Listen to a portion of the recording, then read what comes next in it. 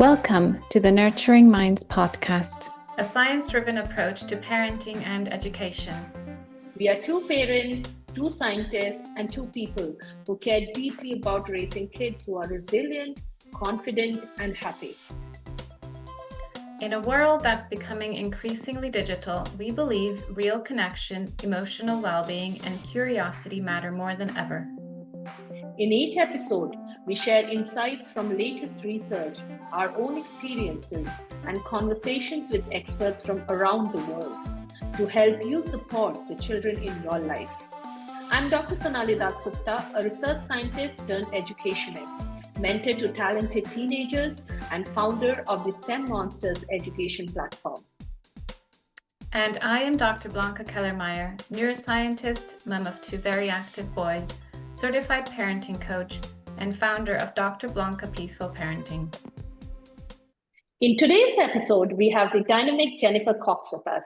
She is an innovative cybersecurity and DEIB professional with a passion for empowering women leaders and neurodivergent individuals in the tech industry. DEIB, for those who may not be aware, stands for diversity, equity, inclusion, and belonging. A dedicated mother of four, a podcast creator herself, and a public speaker, Jennifer leverages her unique blend of technical expertise and personal experiences to drive positive change, foster inclusivity, and inspire others to reach their full potential in both professional and personal spheres. So, hi, Jennifer. Welcome to the podcast and agreed to do this in spite of your busy schedule. Thank you so much for having me. And this is a really important topic for me. So I'm so happy to be a part of this. So would you like to share a little bit about your children? Yeah, so I have four boys, a house full of men. Even my dog is a boy. So there's not very much girly stuff in my house, but a few little fluffy bits you might see in the background. They are aged 27, 21, 18, and then 11.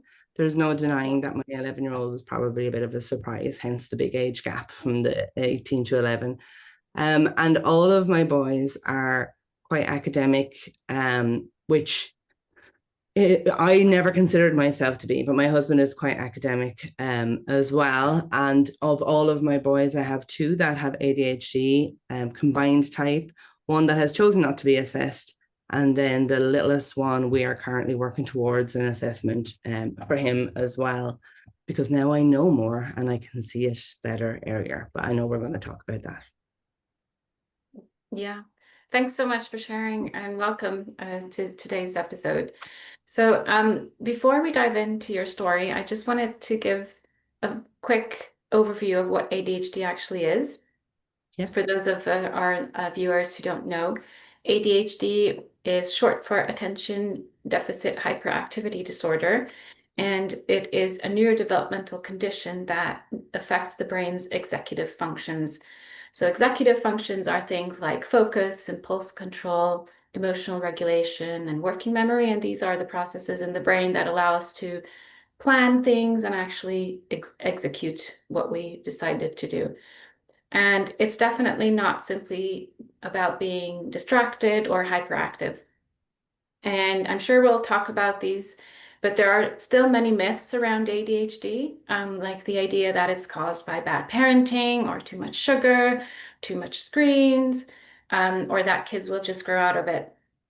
But ADHD, in fact, is a real medical condition, and this is confirmed by differences in brain imaging studies.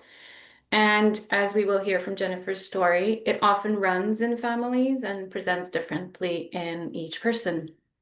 So today, we're going to shine a light on what it really means to live with ADHD, and not from a clinical perspective, but through lived experience of a mom, Jennifer, who's navigating both her own diagnosis and that of her children. So I really look forward to hearing this journey. So how about you share a little bit about your story, and how did you first start suspecting that you or your children might have ADHD? What were those early signs at home or in the school?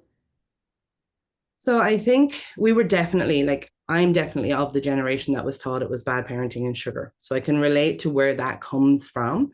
and absolutely was raised to judge upon people who had kids who they couldn't get any control over, who were ADHDers, and they were over there and we were over here, which I'm ashamed of.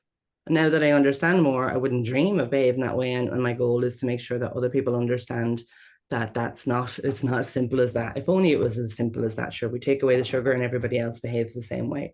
Not at all. I know for me, when I was younger, I struggled a lot. I remember specifically probably the point at which I understood that I was different. And it's a very unremarkable situation, but I do remember being somewhere with my parents. There was 4 of us. My parents had 6 kids, 4, and then 8 years later had 2 more. But there was 4 of us, quite small at this stage. And we were at an event, and my mother asked me to go and get a balloon for all of the other 4 because I was the only one that would talk to people and go get it. The rest were quiet. I went, I got the balloon, I brought it back, and she raved all day about how great I was because I was the only one that would, go and talk to people and do the, be outgoing as such from there. And I remember consciously thinking at that time, even at around 4, that this is how I'm supposed to behave. This is how I'm supposed to behave to be right or fit in. Exactly. Or good, quote, good. Yeah. Exactly. So, and then from that point on, I remember many times after that, consciously changing my behavior to try and fit what the norm was. But I didn't understand what that was, obviously, at the time. There was points in my life where I look back now and I go, oh my gosh, I burned out several times. Certainly, by the time I left primary school, by the time I was in, exam years or before exam years in secondary school, I didn't end up going to college, burned out again there, as a new mother, like several times where I didn't realize that I was overwhelmed. And that's what it was. The reason I sought an assessment, I was 43 and I was well into the symptoms of perimenopause. And I'd gotten to a stage where I couldn't finish a sentence. My memory was so badly impaired by the perimenopause, and between hot flashes and all of the aches and pains and all of the other joyous things that come with that. I realized that I was concentrating so hard on trying to manage the symptoms of perimenopause that I could no longer mask and manage the symptoms of ADHD. And I still didn't know what it was at the time, but I guess I always suspected.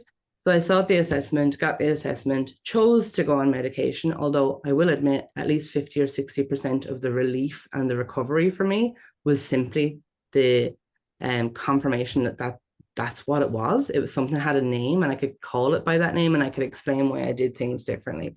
But when I went on the medication, then that immediately for me relieved anxiety that I didn't know that I had and helped to keep those symptoms under control. So I could focus then on treating and figuring out what to do with the perimenopause side of things. So once I'd done that, then my kids were adults at this stage. So most of them, sorry. Then, of course, I was always very positive about ADHD to them, like bearing in mind the rearing I had and how we were taught to think about it. Excuse me. But so to them, it wasn't a negative thing. So when they saw how well I was doing once I, was diagnosed and I was able to talk about it openly and how much I talked about it openly, then I think they saw that, hang on, there's a lot of these similarities in me. So we started to look at it for them too. Now, we did look for one of my children, we did look for it earlier when he was about 3 or 4. We had concerns just about, he definitely was high energy. He was getting ready to go into school. We brought him for an assessment, potentially for autism. And I remember the assessment, we waited for months and months and months to get it through the public system. And when the lady came in to do the assessment, within 5 seconds of coming in the door, she said, no, he doesn't have autism, because he looked me in the eye. And I was like, really? Yeah. I remember thinking, maybe I misunderstand how this works, but she said, no, there's no way he has autism because he's making eye contact. So that same child is now an adult and has been assessed. He has ADHD with autistic tendencies is the way it's put. He hasn't been put through a full autism diagnosis. But he when we treat those autistic tendencies, as we call it, he thrives because he's given the room to change and do things ever so slightly differently in whatever he needs. So I believe it was missed then. And I remember at the time having to fight so hard to try and get that assessment form and wait so long and all the stigma around it at the time. So then to be kind of brushed out the door because he made eye contact, I was like, I felt like a fool for even bringing him in the first place. Never saw anything for any of the rest of the kids, nor did we ever consider it again from there until they were adults. So after my diagnosis, my now 21-year-old was diagnosed. So he's diagnosed maybe 18 months ago. And he's combined type, I'm combined type, and my 18-year-old was diagnosed 2 years ago with combined type. And that's when I realized that combined type for me is very different to combined type for both of them. And they're even polar opposites to each other with their combined type. And that's when I got onto a really steep learning curve about, okay, ADHD isn't just hyperactive, or isn't just, as we're learning about in women, that is hyperactive, but in here, that can be that way for men also. And then the combined type, it's like they've got this long list of things, and you just randomly pick which ones somebody's going to be impaired by. And then the next person has this long list, and it's a different kind of random combination. So communication, certainly in our house, is at the key of any successes that they're going to have. We're constantly explaining why we need certain supports and how we want things to be done in order to be able to understand it. And that's the only way we can do it really here. Wow, what a Thank story. you. Yeah. And Jennifer, you mentioned that you were in burnout quite a few times. I was wondering if you might be willing to share how that looked for you and whether it was different at different stages of your life. I think when I was younger, I just remember retreating from the world as such. And I know that even within my family, the assumption was that it was depression, because we've seen it in different family members before. And it was diagnosed as depression even in my late teens. But I think in hindsight, it may have been that, it may not have been that, but there's a lot of similarities. My older boys would, and still have, a recollection of the younger years of them, let's say from when they were born to maybe 7 or 8, where I was always frazzled. Like I could fly off the handle. I was like, burnt out is the only way to really describe it. Like I would have worked in a tech job at the time, and my husband worked evenings. So we always did like a handover in the car park. He would arrive with the kids in the car. I'd drive that car home and he'd drive the other car to work. And we do a 5-minute kind of, here's where we're at with dinner and homework and such, and then go about our business. Now, it was our choice to do it that way with regards to having one or the other of us with kids preferred over leaving them with a childminder. But that said, I would be well frazzled before I'd finished the day at work. It didn't matter about whether it was busy or not. I realized now it was more about being overstimulating and not knowing how to kind of manage that.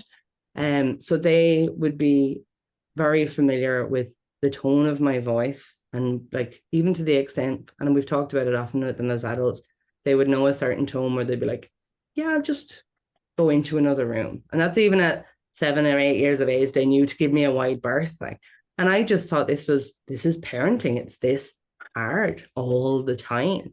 I'm not doing anything exceptional. I work a job. I cook the dinners. I do help them with homework. I wasn't doing anything different to anybody else, but I was constantly frazzled is the best way of putting it.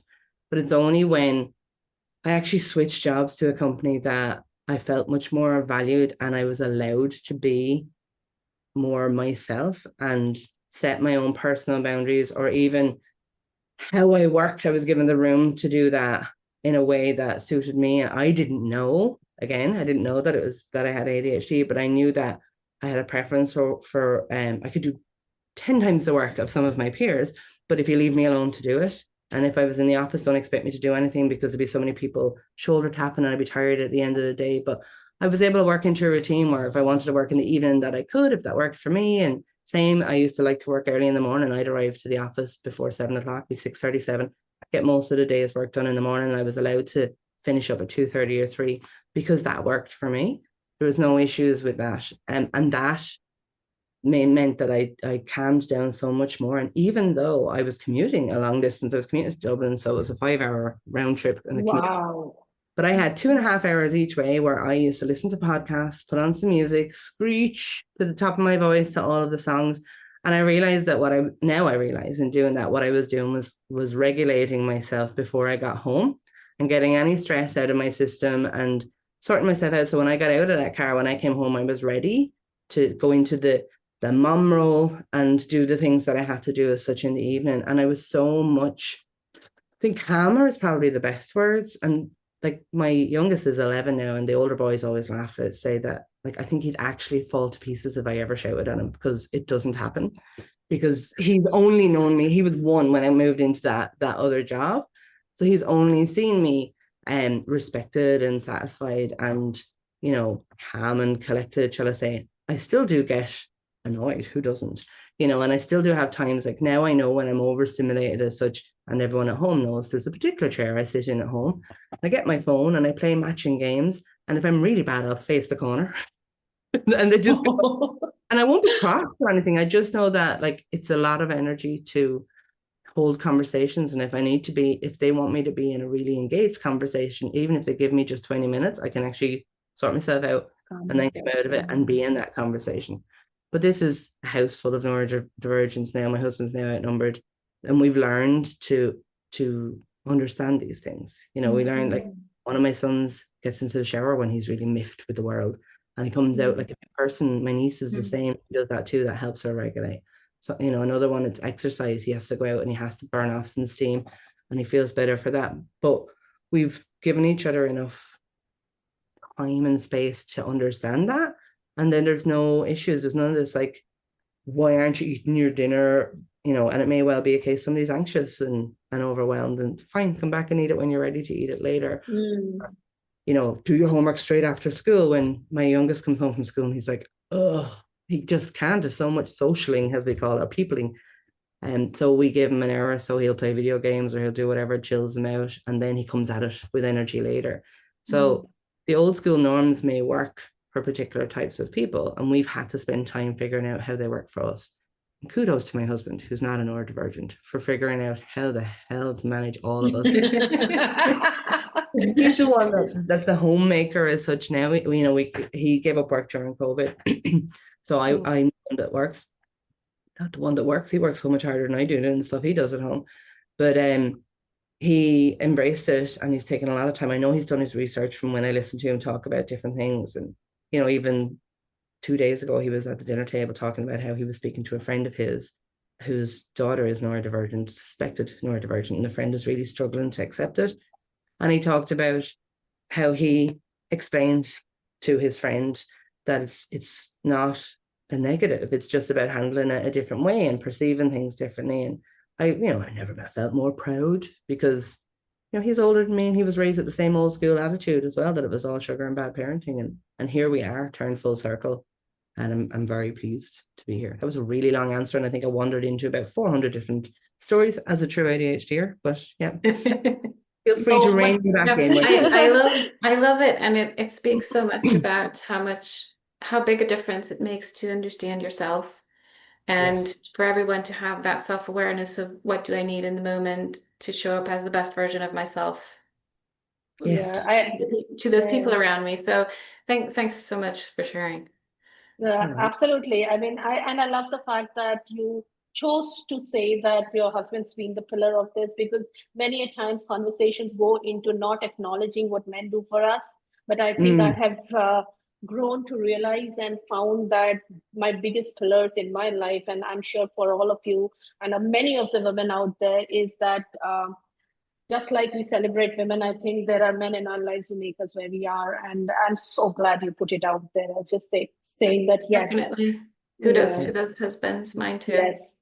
And parenting, as the word says, you know, we are not single parents, it's parenting, which means both people are equal partners. And if a child can manage and negotiate a certain pathway, it is equal credits to both the people, equal credit to both parents. He's the one that makes sure, like, that everyone has what they're supposed to. He does that what would you call it, like the heavy load that we always talk about that women typically carry at home. Like, there's sometimes when I'm really engrossed in what I'm doing at work, you'll see like a hand arrive in here with a plate of food, because he knows that I'll work the whole day and I'll forget entirely to eat.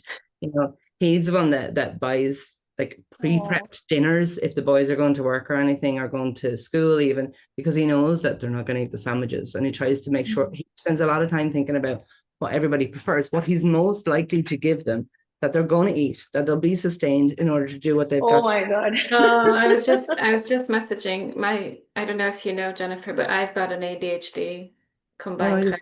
My son, he's 8, and I was just complaining to a friend yesterday that it's the meal planning and prepping is just so exhausting, Yeah. making sure that it's nutritious, that it fuels his ADHD brain in the right way, and that he will also eat it.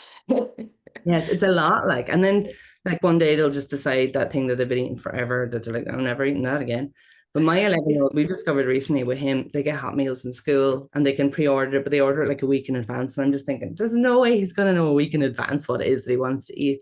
But we've discovered that, much like I would have been when I was younger, he likes grazing. So we get all these little things that come in small packets, like, mini, those little Snacks. pepperoni things and grapes and fruit and cheese and whatnot. And he builds out his own, whatever he fancies himself the night before. And he actually does take responsibility for it and do it, which he never did with his lunch before. But now that he's got stuff he's actually interested in eating, he'll go down to the selection he has and he'll prep it all and have it done the night before. And we don't have to think about, other than to remind him to pack it. But even honestly, the last couple of times we've thought to remind him to pack it, it's already done, because he gets excited about it. And we're like, we're learning. We're getting there. We're figuring these things out ourselves. From myself and the other boys then prior, we'll get there eventually. Yeah, it's that interest, right? Once you get them to be interested in doing things, then it's so much easier. Yeah. To get them in. Yeah. No, I really love the fact that how you explained the fact that when with your older children, you were not really there, and it was still the traditional parenting style. This is how parenting is supposed to be, because a lot of the times parents and adults, we are also learning. Parenting is also learning on the job, right? We don't get practice of it, and we end up believing this is how parenting is supposed to be. But you have to evolve with your child, and that's what makes it the most fulfilling part of the job. So I love the fact that you said that by the time your younger one now, who is 11, is seeing a more calmer side of you, someone who is in control, and someone who is able to give more care probably to their emotional needs, as opposed to your older ones. And that's only because you've shaped your parenting to suit your child. And that's probably one of the things which gets overlooked a lot of times, because the perception is that parenting is just parenting, but parenting is actually adopting to your child. And would you like to share some of the things? I would like you to, if possible, I know you mentioned in the last time you talked about it, but from your elder child to your younger one, what are some of the conscious things that you have put into your schedule or routine which has helped him see a calmer side of you? Some of the things probably sound daft to people outside of my house, but if we're doing something together, they know that I'm diary run, like that I will forget to be somewhere or do something. Like as soon as I'm supposed to do something, I put it in my calendar, and then I won't think about it until it's like the day before it's time to do it, because I don't have the energy to give it until it's time to give it the energy. I like to allocate it, very compartmentalized. But if I'm planning on doing something with them, I remember doing it the first time. I was like, okay, let's put it in the calendar. We're going to the cinema or whatever it is that we're doing, and went into the calendar. And they get really excited about that. And I remember thinking, why would you get excited about that? I think it's about showing them that they have space. Important. And that I'll move things around and stuff, that, because I say to them all the time, it doesn't matter what's in my calendar. If you need me, you need me, and that comes first. I said the stuff that's in my calendar is to remind me that I got to do stuff. At the end of the day, the most important stuff is them, whatever it is. And like any parent, I've done it. If they've been sick, it doesn't matter if daddy is around. Sometimes when they're sick, all they want is mom. And I'll drop stuff and I'll come get them, because nothing is as important as them, and they like to see that. But the calendar was a funny one that got me. And then outside of that, I think even when I was struggling, I was aware that I was struggling when the other boys were younger. And I remember one of the things that we did was I had my now 18-year-old. He used to have a really like fierce temper. He'd be fine one minute and then he would just blow off the handle the next. And then he talked all of the time, like constantly, which if you're already kind of worn, that's hard. I see you laughing, Blanca. It's just sounds like mine. But I used to have to say to him, I mean, he reminded me of it recently and I'd forgotten all about it. I said, we need a word, kind of like a safe word type thing. So we need a word so that if you're telling me something that's really, really super important and you feel like I'm not listening to you because it's so hard all the time, you're not always consciously listening. I said, I need you to use the word so that I'll give you my full attention at that time. So whether I'm cooking dinner or whatever I'm doing, I'm going to sit down and listen to it if you use that word. And I don't know that he ever had to use it. I think the fact that I even had that conversation with him when I walked away from him afterwards, I thought, what a crappy conversation to have with your child. I need to pay more attention. But he reminded me later that he felt that it made, for him, it made perfect sense to have that. He knew that at any time he could use that word and he could get my full attention if he needed it. And he felt he never needed it after that. He had the attention as and when he wanted it. But should he have needed it, he could have done that. And it was just, I was on the spot, I was always pretty decent at coming up with inventive ideas and creative ways of doing things. And then I was always a talker that would often overanalyze things. But with the boys, I think the thing that stood to me the most, even through those earlier, hairier years, was that we often talked about how our behavior affected other people. What would it be like if somebody else was in your shoes, you know, so that they got a good perspective of, ironically, of how their behavior would impact somebody else. So, and I, you know, I was aware of how mine did too. And I always apologized if I was snappy with them. I'd always apologize later once I did not even calm down, when I did regulate as such later. Because even those words matter now. It's different to what I would have used then. I would have said calm down then, but that implied that I was angry. And I'm like, I wasn't angry. I was just more stimulated and more regulated myself. I was good. And they would never go to bed with me like being angry with them. You know, it would always be a point at which, sometimes even through gritted teeth, because I was still burnt out, but I would have that conversation with them where they knew that I was never angry with them, that I was tired, or, you know, that I was frustrated, or I'd use all the words that I could to explain to them that this was a me problem, not a them problem, and that I always feel that they could talk to me. And that stood to me then when things changed, when I moved jobs and I started to change. And we continued that conversation. They were comfortable saying to me, going, this is so weird. Like, you're seeing in a good way. They're like, it seems how you're doing, but we haven't seen you being so mad in a while. It's great that you're happy. And then I hear them talking to their own friends about that and the progression of that and what it's meant to them. And I think I'm grateful that, at least in the midst all of the flames and fire, that was a consistency that we had, because the conversations. I think without that, we mightn't have been as close as we are now, and we may not necessarily have come out of it as well as we did now. So even now as adults, like they communicate well. Like if they're obviously angry or annoyed, and we're very good at picking up, even though they don't look any different, we're very good at picking up something's a bit off, you know, and we'll tackle each other on it. We have one free pass in our house for something that we know is going to drive everybody mad when you ask them, but we have to be allowed to ask it, which is, did you take your meds?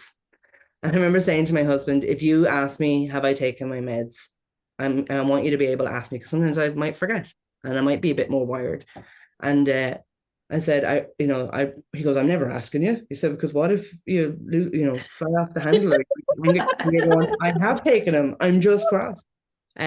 He said, that's not safe to ask. So the rule we used to have is, I said, okay, I'm not, if I promise to never fly off the handle when you ask me, will you ask me? Like, because sometimes you need to check that everything's good and it's working. So he asks me sometimes. And then the same rule when the others, one chose medication, one didn't. But the one that did, like, we had the same rule in house that you have to get a free pass, because I want to check that they're okay, that they've remembered to take it and that they've done it. Or if they haven't taken it, that they've consciously chosen not to and they're aware of the difference. Because sometimes you don't know it in the moment that how differently you're behaving. And yeah, you can see, like, my husband sees it in me, he asks me, and I'm like, it's like somebody asking you, like, or telling you to calm down when you're angry, you know.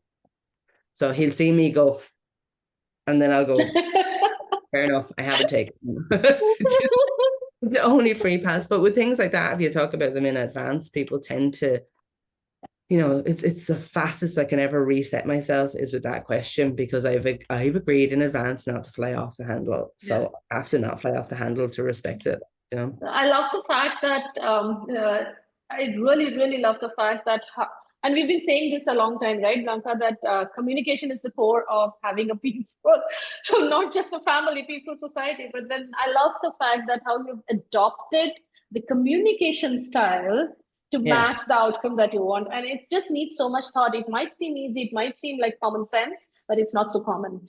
So kudos to you. And I love that what you talked about, the repair.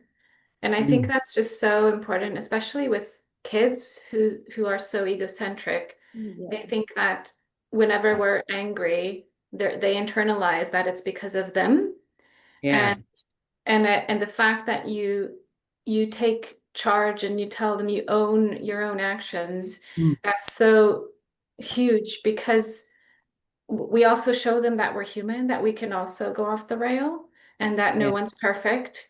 And we normalize that imperfection, sort of. Yeah. And they do that now. They do Yeah, that. yeah. They get angry or fly off the handle or impatient, which, to be fair, it doesn't happen a whole lot considering the combination we have in our house. But when they do, you know, they're actually much faster than I am. They'll on the spot go, it's just me, XYZ is annoying, not you, you know, so because they know that my instinctive reaction, which is partly the ADHD, is to go, oh God, what have I done? Even if there's something else, they have to exclusively go like, no, this is not you, this is a me thing. Yeah. It's just objectively looking at the thing without taking it personally. Exactly. Yeah. And I love that more and more people are talking about that internal side of ADHD, that rejection sensitivity, or that, you know, like you don't see, but it keeps your mind going off in different directions, and it's really, really exhausting, isn't it? Yeah. I mean, it happens a lot, I think, in workplaces, you know, where your boss is like, let's have a chat tomorrow. You know, like, that's it, I'm not sleeping tonight. Even if everything is rosy and you know you're not in trouble, you're like, I'm not going to sleep tonight. I'm worrying that they're going to spring something on me, that I've done something wrong, that I'm somehow in trouble. Then you have the meeting and you're not in trouble and you're like, relax. But you also knew you weren't going to be in trouble, but you still go through all of those cycles with the racing mind, worrying that something is wrong. Absolutely. Yeah. Okay. Just in the interest of time, I mean, I love this conversation. I think we could be here all day. But I was wondering if you could talk about parental guilt and self-doubt, because I think we as parents tend to get a lot of that. And in terms of getting a diagnosis, like how did the diagnosis help you with any of that, if you ever felt those emotions, and what can you tell parents about who are unsure about getting their children or themselves assessed? Would you recommend pursuing a diagnosis, and why? Or why not? I think when people have questions about it, if they have any concerns about it at all, yeah, I'd recommend seeking a diagnosis or seeking an assessment. Now, myself and my husband wouldn't always agree on that. So we, like, even with our 11-year-old, we waited a little bit to see, and our agreement was that if he gets to the stage where he's struggling with anything, then we'll have a look at it, because he wasn't struggling with anything, even though I could identify some of those traits as such ahead of time. And I spent a lot of time explaining to my husband where that was going, because I remember being there. But he also is aware of the stigma that still comes with it and didn't want to put that on an 11-year-old. The other two are older, so they're better able to handle that if it comes at them, which it did for the 18-year-old, but not so much for the 21-year-old. But it's a tricky decision, isn't it? It's a tricky decision because early intervention has its benefits. And do we go for that, or do we actually let us wait it out, as you said, and not have the stigma attached to them at a tender age? I was just telling Blanca before this conversation, actually, so many parents of my friends of mine, and I could tell the symptoms because I've always been reading up on these things, and I've always been interested in human behavior. But it's so scary because the first time I even went and told a friend of mine that, I think you should get your child diagnosed, and he was all of 2.5 or 3 years old. And I was ready to be kicked at that point right there, like with whatever she had in her hand. But she was kind enough to not take it the wrong way, and she went ahead, got it diagnosed, and her child was diagnosed as being on the spectrum. And till date, her child is now about 9 years old, and she does say that had it not been for that early intervention, it would not probably be where it stands now. But it's this tricky thing where parents are in this situation of not accepting that something's wrong, rather than guilt all the time. Maybe even it's also this thing, oh, nothing's wrong with my child. So it's I don't know. It's such a I think. Sorry. Sorry. I just wanted to say that I agree that there are pros and cons for both sides. And also, looking at it from the child's perspective, you said that you noticed at the age of 4 how you were supposed to behave, right? A child will always notice that they're different. And that's why I'm always in favor of pursuing an assessment, because you want your child to be in peace with themselves and to understand themselves. So even if you have we have our own issues as parents and adults with the diagnosis, the stigma, or whatever, that's not on our child. So I think, I agree, absolutely. And for me with him, we're like I say, we're working through getting an assessment for him now. I think that one of the disadvantages for us, which other people might actually go, that's the disadvantage, is that because my husband is academic, the boys are all really academic.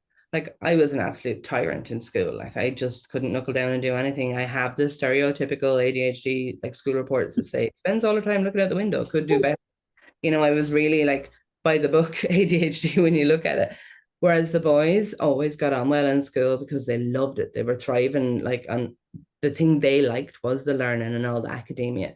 So to come along then and suggest that maybe they have ADHD seemed an even bigger, like, polar opposite to what we were actually seeing results wise. I mean, these boys like have all scored 500 odd points out of 600 for their leaving cert. I came out with like 380 because I barely turned up for that year. I passed it, but once I came out, I started doing courses and things that I really liked, and then I was top of the class in those things because I really liked it. But I still spent the next 20 years wondering, am I actually stupid? Can I just not do the academic stuff? Because of how the school system was. But because of that with the boys, because they were actually performing really, really well, and they're generally good, they're well behaved, so they never came up on anyone's radar as off track. Typical little, all of it, a lot of it for them was kind of internal and definitely not over emotional, but they took everything to heart, and everything was scarring. If it was any kind of a failure, whether it was academic or somebody looked at them sideways, you know, that rejection side of things hit them really, really hard. And there was basic, as they got older, it was the basic things they struggled with, like the routine of eating or getting up on time for trains and buses, you know, all of that kind of stuff, or being overwhelmed by social situations. And then it just got more and more difficult. And for them, they're kind of going, hang on, I was like top of the class for everything. How can I be struggling with getting a bus on time? Do you know?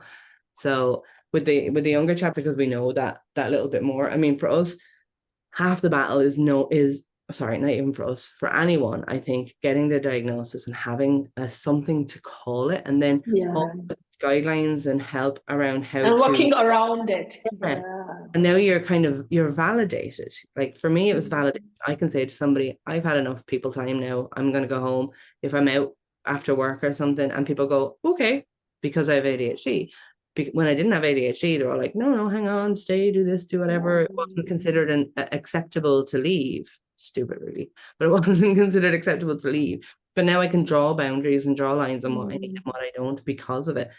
Outside of any medication, any treatment, like, that's massive. And it's like an extra level of autonomy that you're giving them, because now they understand how the world works in relation to them, and that they have to control so much of that. They're the ones that have to decide where you're kind of molding the world to your form. So, instead of trying to fit to it. Instead of trying to fit in. I mean, that's so important. Absolutely. I love the fact that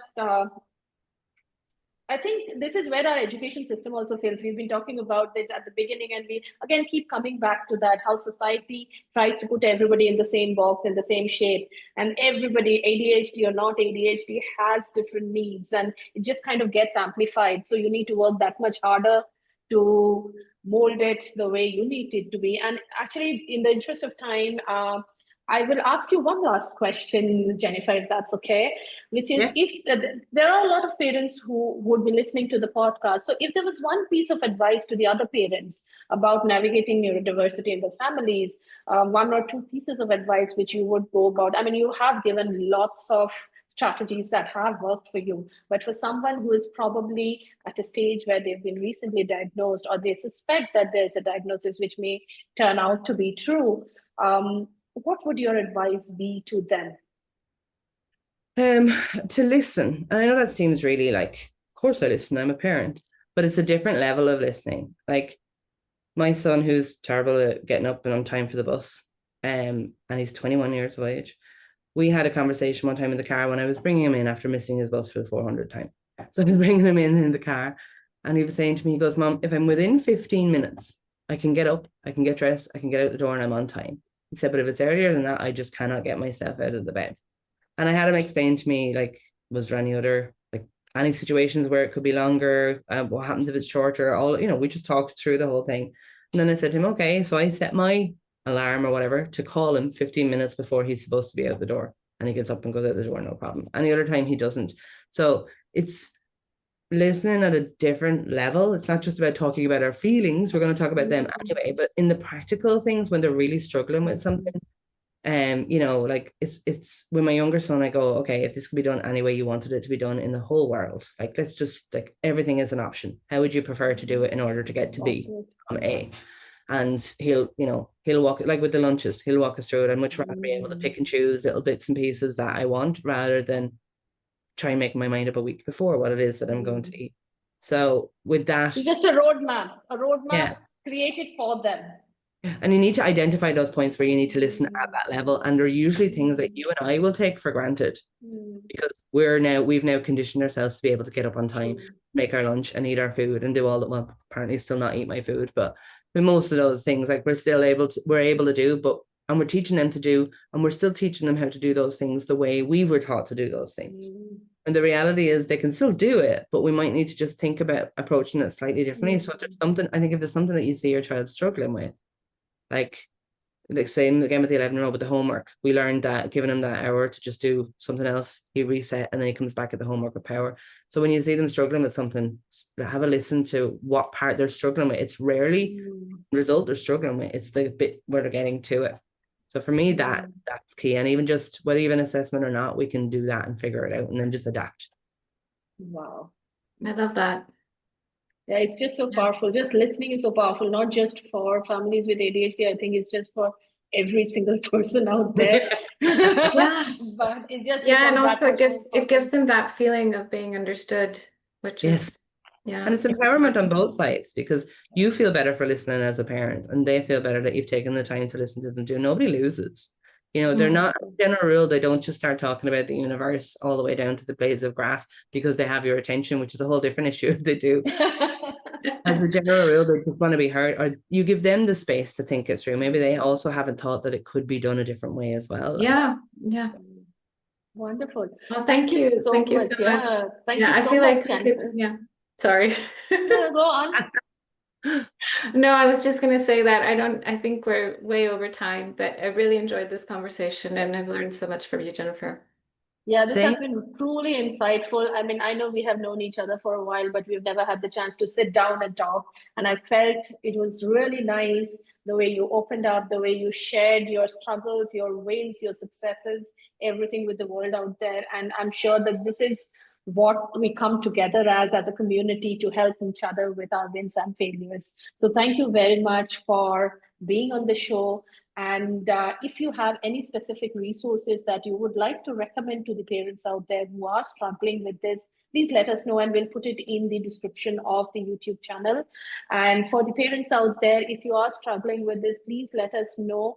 If you would like us to get more insights on this with other experts, other guests, we would love to get your feedback and we'd love to try to help you out in any way that we can. So thank you very much, Jennifer. Thank you. Thanks for having me. Thanks for joining us on Nurturing Minds. We hope today's conversation gave you something to think about or try out in your own life. If you enjoyed the episode, please follow or subscribe. Leave us a rating and share it with anyone who might find it helpful. And if there's a topic you'd love us to explore, feel free to message us or leave a comment. We would love to hear from you. Until next time, stay curious, connected, and kind.